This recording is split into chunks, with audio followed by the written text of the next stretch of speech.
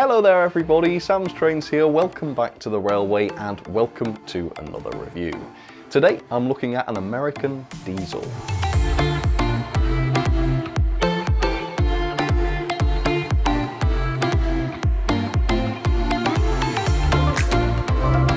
I've looked at quite a handful of Athearn products now, and if memory serves, I've been perfectly happy with all of them. They are a decent manufacturer in my opinion.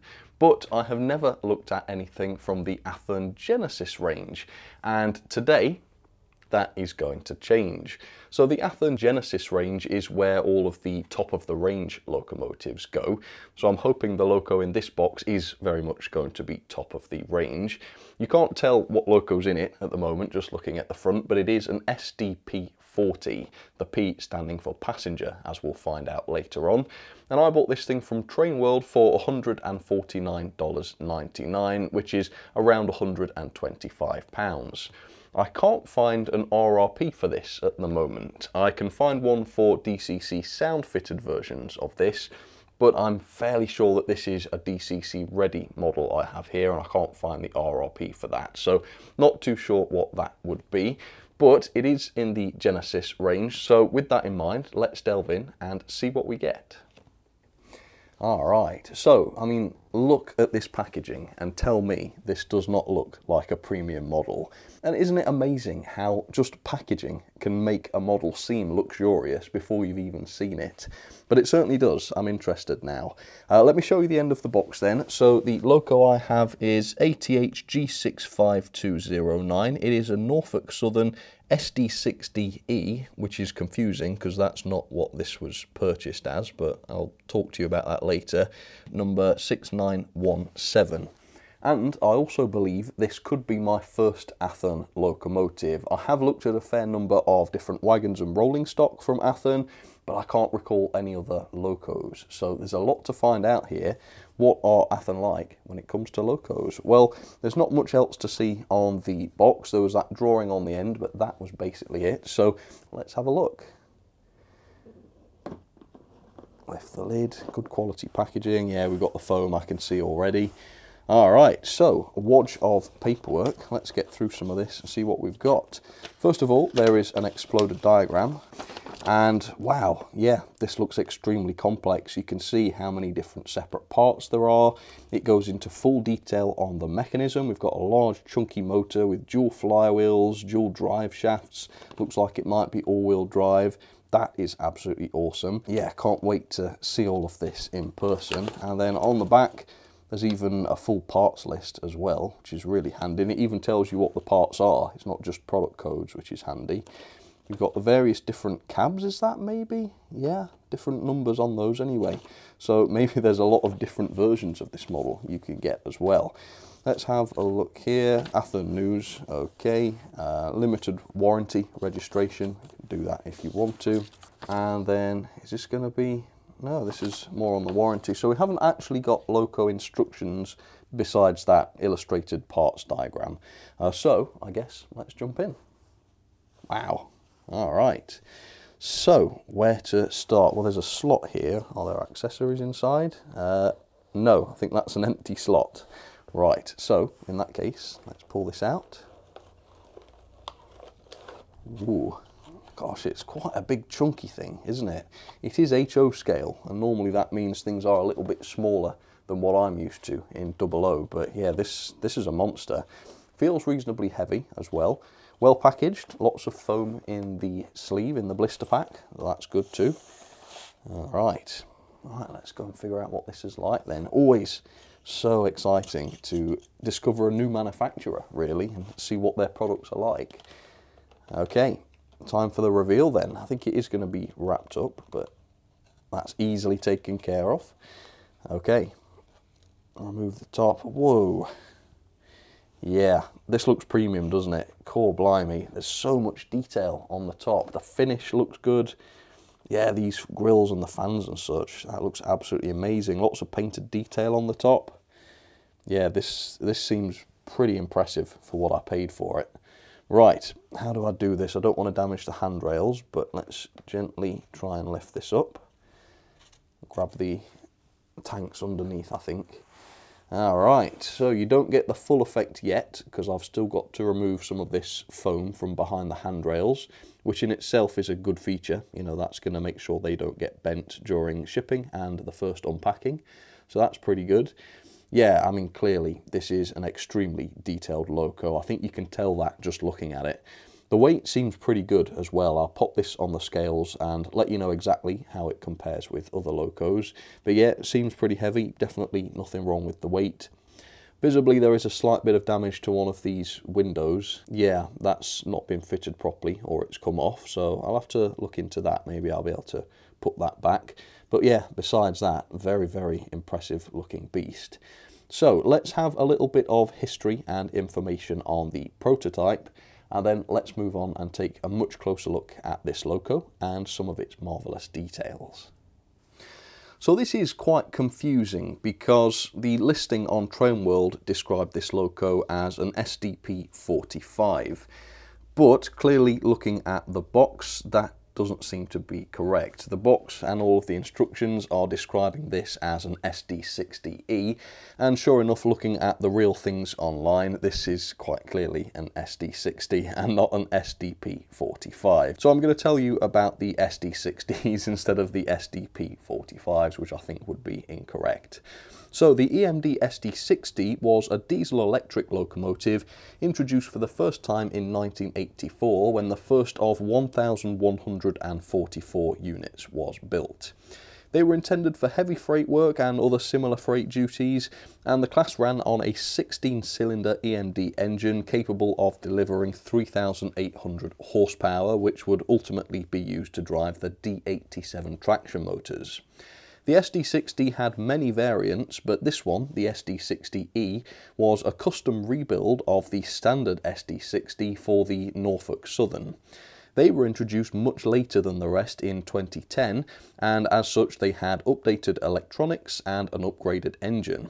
They didn't rebuild all examples though. They managed to upgrade 135 locomotives, but after that the rest were then sold off or scrapped in 2019. More recently, the SD60Es have been re-geared to increase their top speed to some 79 miles per hour. So it's crazy that this old locomotive is constantly being modified and changed to bring it up to modern standards and also to make it suit the needs of its owners. Generally speaking, most SD60 locomotives do remain in service or in existence today. So there it is, up close and personal for you. Not an SDP-45, but the SD60E. And now that I've removed the foam from behind the handrails, you can see the loco revealed in all of its glory. And clearly this thing is absolutely amazing. I am blown away by the level of detail on this. The level of detail is obviously insanely impressive, even at a glance, but for me, more impressive is the quality with which this has been assembled. It's quite common for the super complex locos to have issues in the assembly. You might see some glue, you might see lots of details dropping off, but really this one has been put together remarkably well. That's not to say the model is not fragile, because these handrails are just made of plastic and they really are just paper thin, so you must avoid those when you pick the loco up, and obviously you have to be very, very careful not to catch them. The only detail part that I can see that is not fitted properly would be this flap next to one of the cab windows, and if I show you one that isn't broken, you can see these are actually designed to move around a little bit, at least I think they are, because they all do it. I don't know why, because that has made them extremely fragile, but still quite a cool feature. Also, now that I have removed that foam, you can see just how amazing the decoration is. Yes, the finish is quite good. You've got a really quality satin finish to this. It is a plastic body, but the finish looks good. And yes, the big prints look good as well. You've got the Norfolk Southern logo and the horse print on there, which looks great. But it really is the tiny little printed details which are so amazing. Just look at all of these prints everywhere. I can't read these, by the way. These are so small that I can't read them, but the detail in those prints is insane. This is my favourite part here. It looks like, is it like a little terminal or something? I can't tell, but there's sort of printed detail set into the body, which just looks astonishing. The ends are painted as well. You've got that Norfolk Southern horse as well. Very, very nicely printed. All of the prints are so good. The running number is on those boards on the ends as well, 6917. All of the steps are separately painted, and the handrails around those steps are painted in the yellow as well. And look at the surface of the steps themselves. They look like etched separate parts. There's a real texture to those. Also, the pilot areas are just so incredibly detailed. We've got pipe work, vacuum pipes, electric wiring, all of it painted, all of it separately fitted. It really is mind-blowing. And what's got my mind wondering is these lamps. Are they going to work? I have a feeling, looking at the standard of this loco, that they might do. An impossibly small space for an LED and wiring to go. Have they managed to get LEDs in there? Are there fibre optics making those lamps work? We'll find out. It should be pretty interesting. And then, of course, there is the massive, massive array of separately fitted details and parts. Let's start at the bottom with the bogie detail, where there is a lot going on. The chains are just plastic, but in a way I think they look a little bit better than when real chains are used, because the real chains sort of don't sit that well in real life. They can get tangled, they can get crumpled. At least these sit as they are supposed to sit. You've got lots of different pipework and wiring represented on the bogies. I don't think the axle boxes are separately fitted or moving ones, but there is some decent relief in the moulding there, which looks good. Along the running plate, for want of a better term, you have got quite a bit of separately fitted wiring as well. Again, the quality of the moulding on these parts is very, very high, and it looks realistic. The body of the loco has a fair bit of detail on it as well, as you can see. Not sure if these grills are etched or anything, but some of them certainly look to be separately fitted, and again, the quality of the moulding is great. On the ends, there are lots of separately fitted parts. Each part of these ladders is made of wire by the looks of it and is individually fitted. And we've got more lamps as well by the looks of things. We'll find out later on whether any of this stuff works. The cab area is really impressive as well. As you can see, the window frames have all been outlined and decorated, which looks great. The front end has some separately fitted wipers. I can't believe how fine and intricate those look. And they're quite protected there as well by the surrounding bodywork, so the fragility of those parts isn't too much of a concern. And it's quite hard to see inside the cab because the glazing has this almost frosted effect. But yes, there is some cab interior detail too, which is astonishing. And even the roof of the cab is super detailed. There's a lot going on there, which is crazy. And I really think it is the top of the model that is the most impressive, because there's sort of 5 fan grills, many of them slightly different. You can see through the grills themselves, and each seems to have some sort of physical fan, or at least the representation of one behind it, which looks superb. And this one in particular, the moulding on it is just insane, isn't it? And it's got some decoration to it as well, which gives that a sense of depth. Yeah, the top of the model is outstanding. You've got the separately fitted horns as well. Not sure if those are just painted plastic or not, but again, I would say the quality of the moulding there is definitely high. So it's just one of those models where everywhere you look, you just see masses and masses of detail. And I'm not sure what the RRP was, but for the price I paid, $150 or about £125, I am ever so slightly blown away by this. Yeah, it's great. The quality's okay, like I say, it is quite fragile, so you have to be careful with the way you handle it, but most of the detail seems to be fitted quite nicely. It does have these sort of KD style couplings. I believe they are just made of plastic though, but they do have the real springs on them. They're not just sort of springing plastic parts, so that is better quality than some that we've seen. In terms of the weight, I would say it's pretty good. It's a large loco and it weighs 595 grams, which is more than the Helgen Peak, the Class 45 that I reviewed not long ago, but it is a little bit less than the likes of the Hornby Class 56 and the Class 60. Most of the bodywork on display here is just plastic, like I say. There are some separate metal parts, such as these shades around the cab, but I guess if there is die cast, and there's got to be at that weight, most of it's hidden on the inside, let's say on the chassis.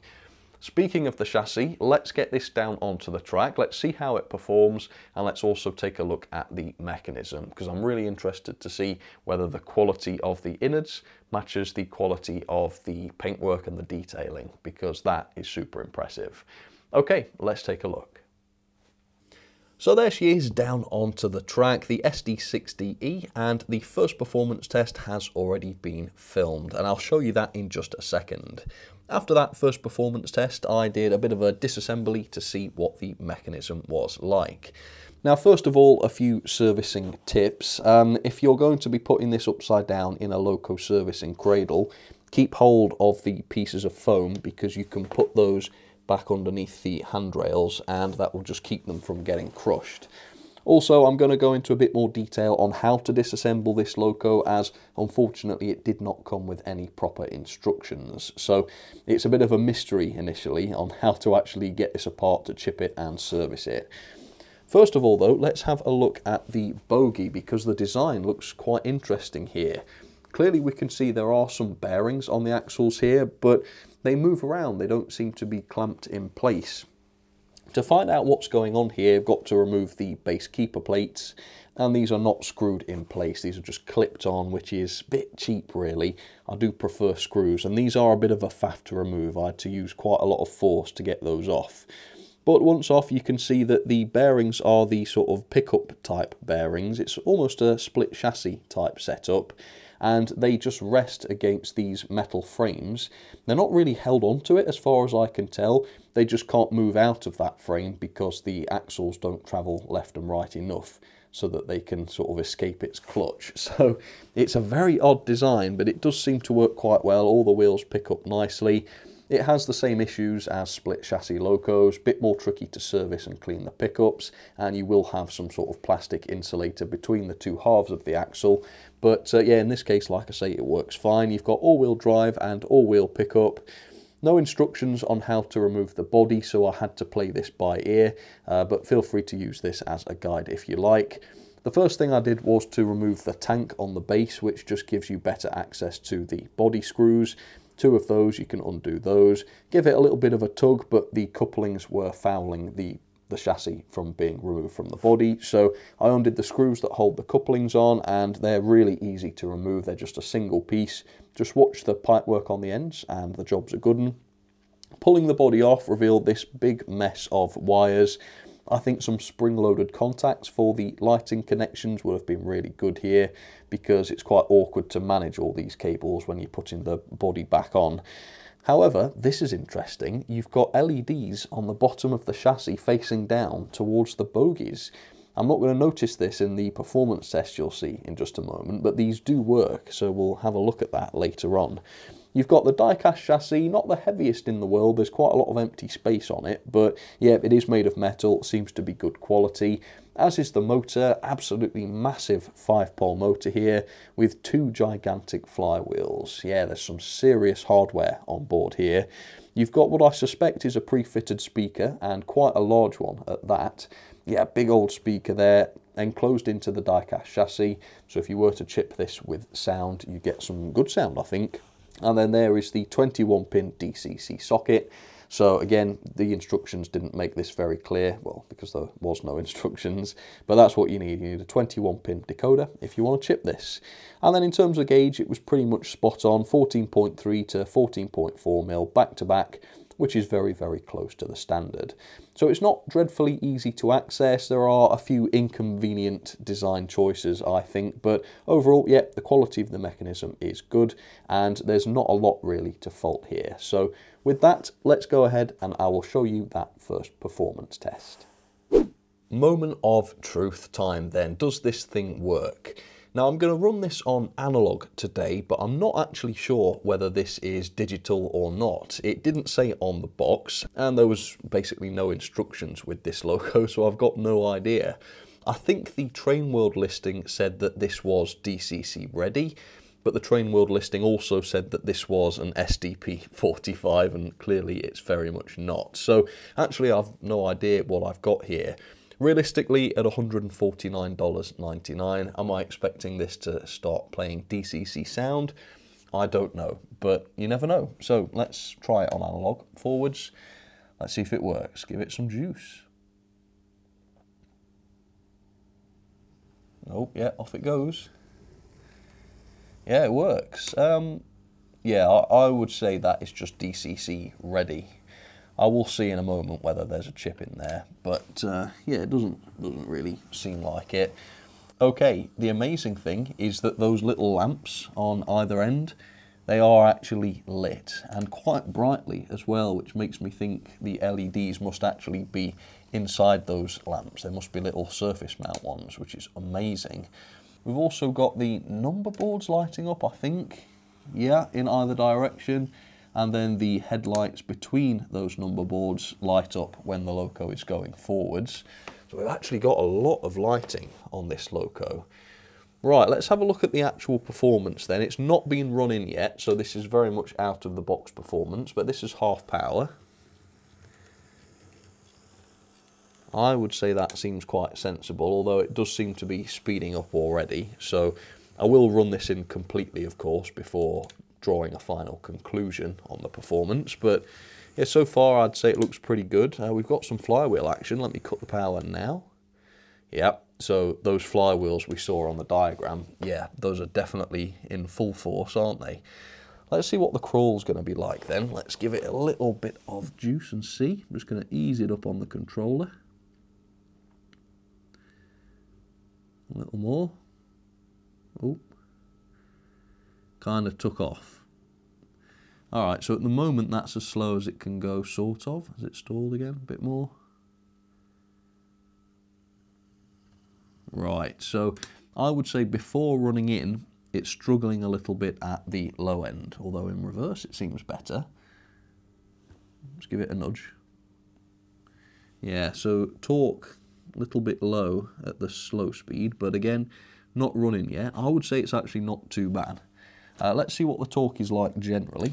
Let's put my finger in front, give it 50% power forwards. No power there. Yeah, in fact, even if it gets going and I put my finger there, it stops dead. Hear that? You can hear it slow down. So yeah, not a great amount of torque there at the moment. It's not dreadfully heavy compared with some. You know, I've had locos that are 200-300 grams heavier than this. So hopefully when this is run in, it will have a bit more power and a bit more torque, particularly at the slow speeds. But let's see how it gets on around the track for its running in. So 50% forwards, here we go. Right, let's watch it on the curves then. Here it goes. Second radius.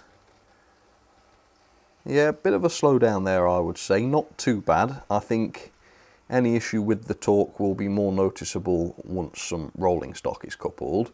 But yeah, that's not terrible at the moment. It does seem to be staying on the track in the forwards direction. I will, of course, be running this backwards after it's run forwards for a bit, so we'll see how that goes, and I'll let you know. But yeah, for now, it seems to be okay. It is nice and smooth. It's very reliable. The lights are nice and smooth as well. They're not flickering or anything. So yeah, it seems to be a fair performer. I will now give it its full hour then, 30 minutes forwards, 30 minutes backwards. Then we'll come back, we'll try the slow speed again. I'll draw some conclusions on the performance. And of course, we'll couple it up to some freight and see how it goes on with a load. So don't go anywhere. I'll be back very, very shortly. All right, there we go. That is the running in complete. And ultimately, I'm very pleased with this. To start with, I was a bit concerned because sometimes around the second radius, it would sort of click as though it was derailing and slow right down as though something was stiff. But as it went, exactly as it should really, that eased off and now it's not doing it at all. I've noticed it also seems to be a much freer runner now. I mean, that flywheel effect is way more amplified than it was. So if I cut it off in front of you, cut the power, it just keeps going. So I think for once, running in has really helped this loco. It's running much more freely now. It's not slowing down on curves. I don't know whether it's got any more torque now. That is something I should try. So let me put my finger in the front again and turn it up. Yeah, it actually does. It's turning its wheels now. Not very quickly, but it is doing it. Yeah, so the torque isn't amazing, but running in has hugely improved this. And maybe the more it runs, the better it will get. I don't know.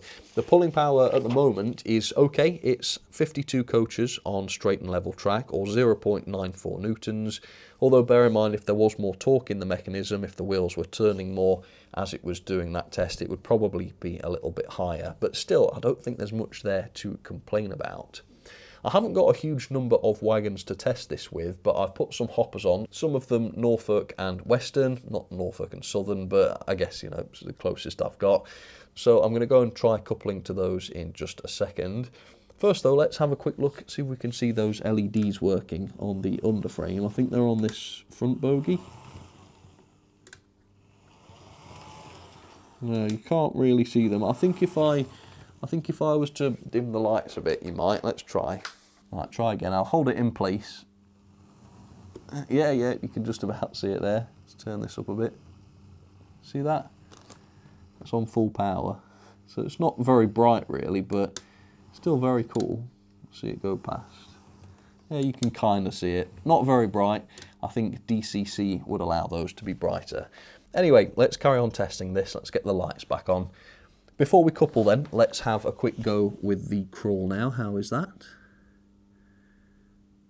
Oh, try again. Slow down.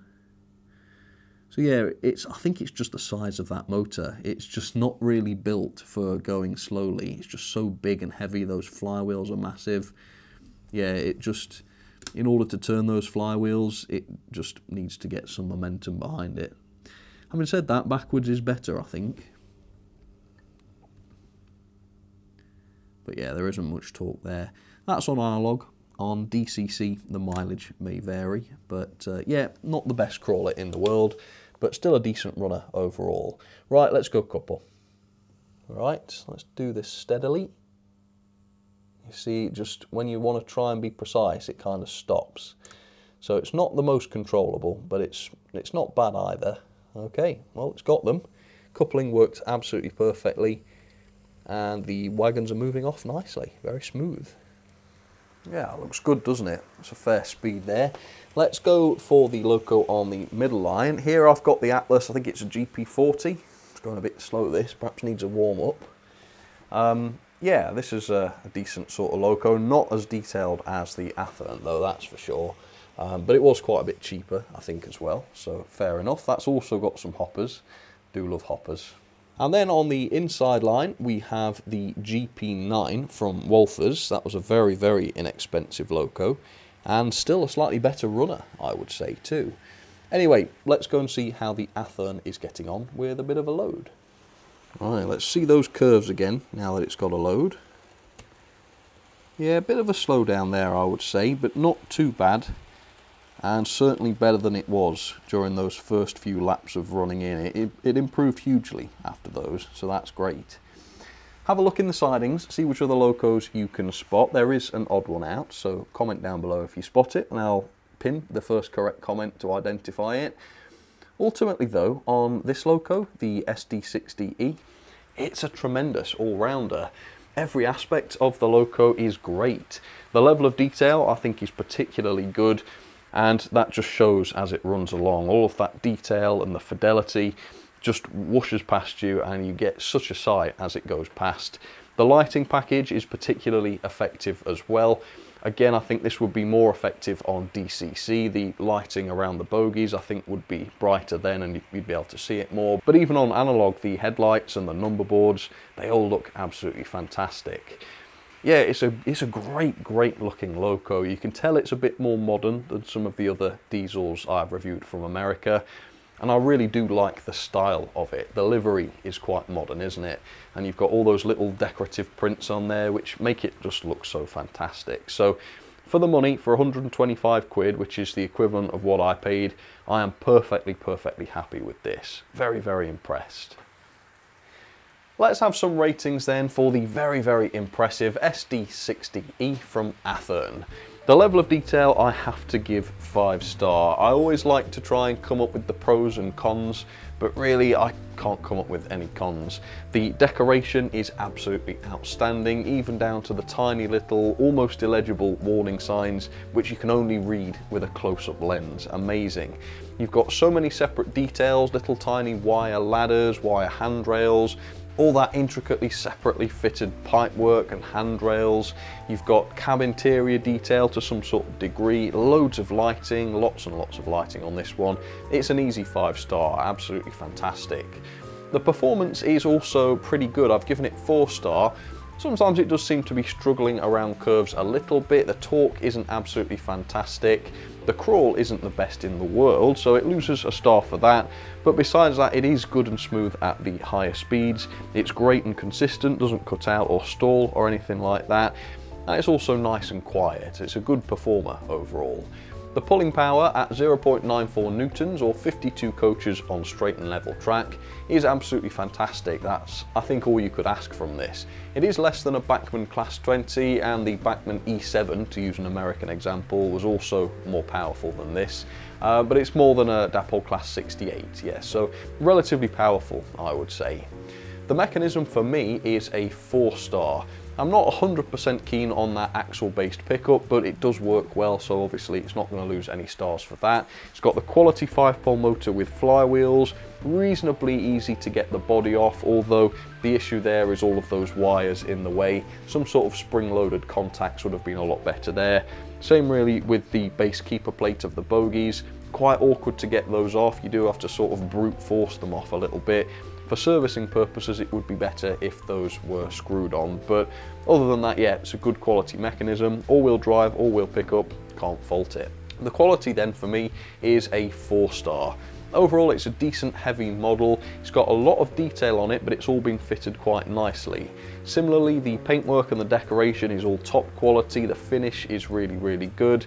It is quite a plasticky body though. Most of the die-cast is on the chassis, but more weight could have been added if parts of the body were die-cast, but that's only a minor thing really.